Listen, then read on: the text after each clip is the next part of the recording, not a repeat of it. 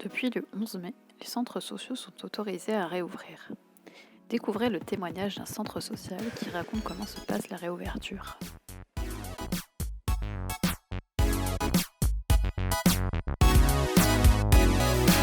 Je m'appelle Gwenola Michel, je suis médiateur social et numérique au centre social Caridas à Morlaix. Donc pour la première phase de déconfinement, pour la réouverture, on a, suite aux appels téléphoniques, aux mails et à Facebook, on a pu avoir des rendez-vous pour les adhérents pour venir retirer des masques qu'une équipe de bénévoles avait fabriqués.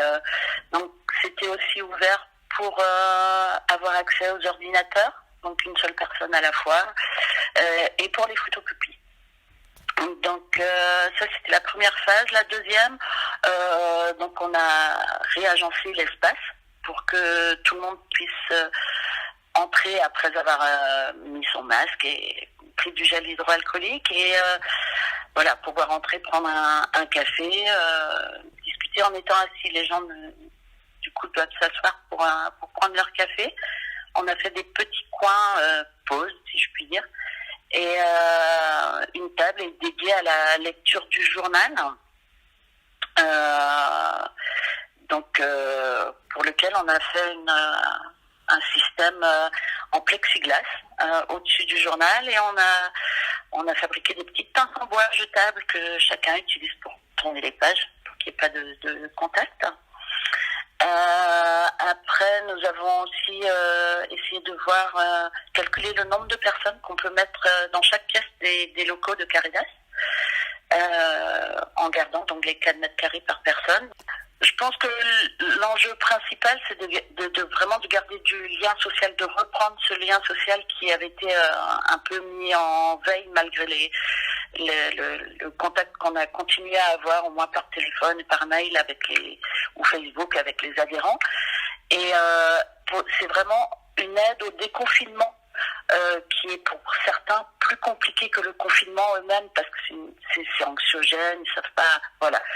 Donc c'est revenir à une vie normale petit à petit et savoir donc pour les habitants, qu'on a continué et qu'on continue à travailler avec eux, pour eux.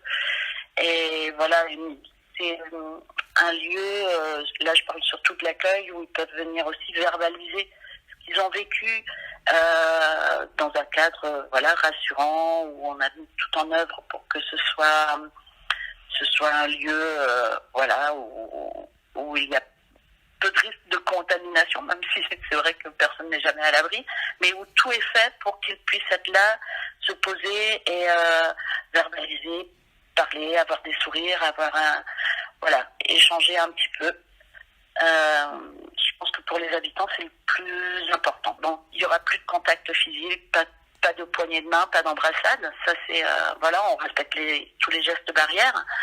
On a aussi les associations qui viennent sont plus responsabilisées, à savoir que c'est eux qui vont faire leur nettoyage, la désinfection de ce qu'ils auront utilisé.